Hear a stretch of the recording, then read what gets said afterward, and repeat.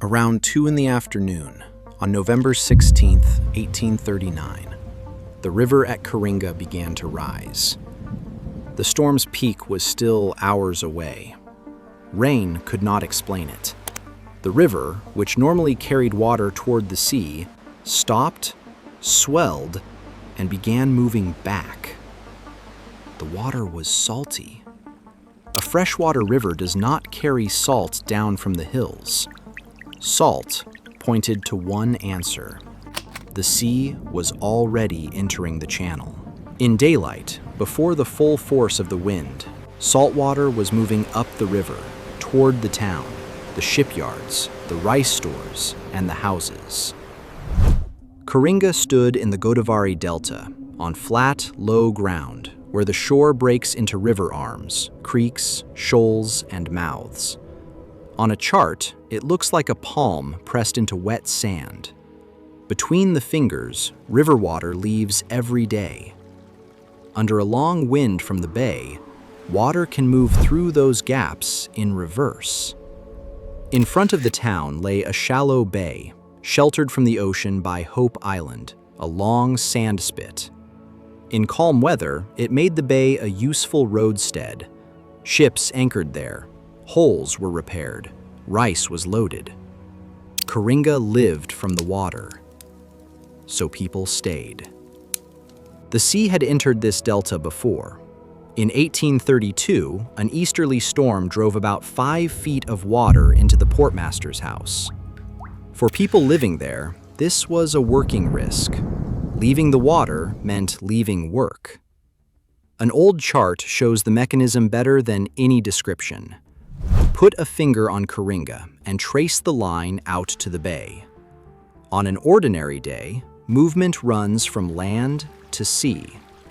Then add an easterly wind, pushing the surface of the Bay of Bengal toward the coast for hour after hour. At the delta mouth, water piles up. The river has less room to push out. The level rises where the exit should be. Then, the current turns into the channel and begins climbing inland. Henry Piddington studied this storm shortly after the disaster. He focused on wind direction, ship positions, and water at the river mouths. In his reading, the easterly wind pressed seawater against the river entrance, and the river could no longer empty out. A kitchen sink gives the shape of it. The faucet is open. The drain is blocked. Water is pushed up through the same pipe. The sink starts filling at once. The easterly wind created a similar arrangement. It held water at the mouth and kept feeding more water in from the bay. Salt water moved along the easiest paths, through channels, low ground, and ditches, under shipyards, under rice stores, under the thresholds of homes. For a person near the river, that changed the direction of fear. He could look toward the bay and wait for surf.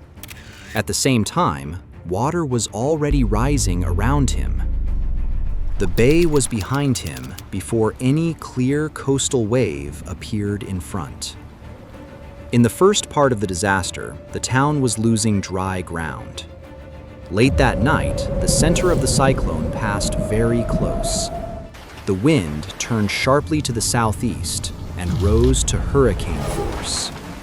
By then, almost nothing in the town was dry. The clay walls of houses had stood for hours in salt water. Dry clay holds shape and resists a blow.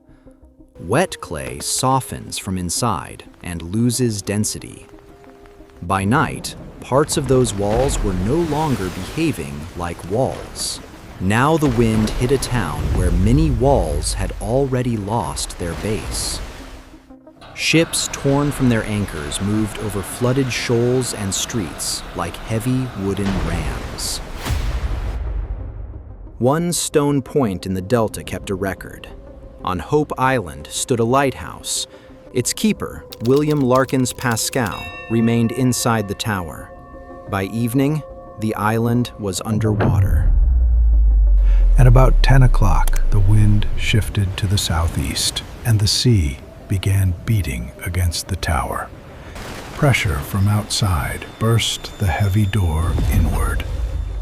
About 2 feet of water flooded the lower floor and swept away the things inside.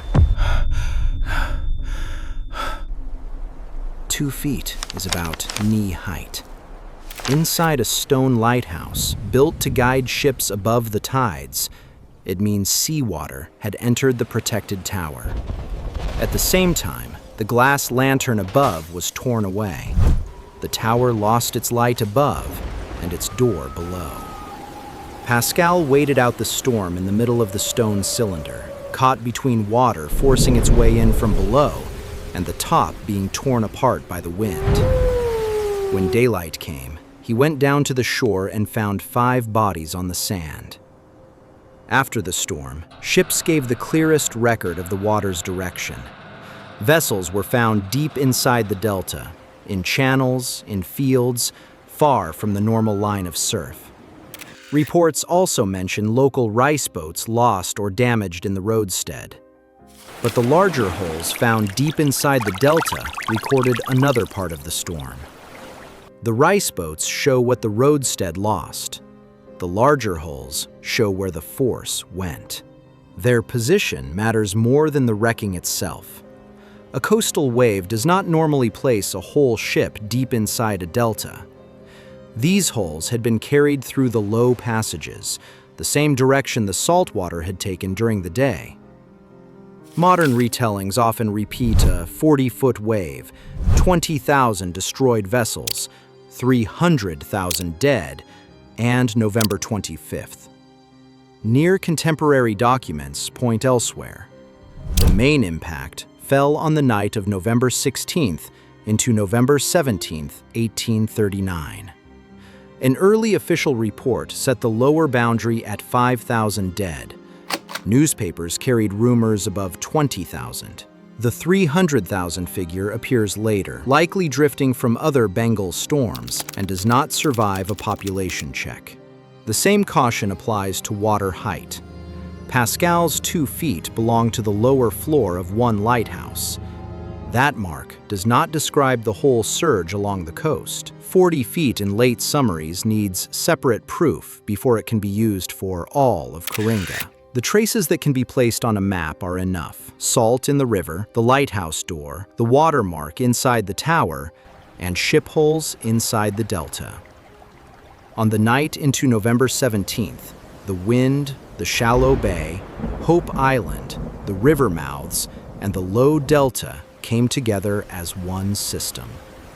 Seawater entered the place where river water left almost every day. Then the southeastern wind struck a town already soaked and flooded. That is how Coringa was destroyed. On the old chart, the familiar arrow runs from the town to the sea.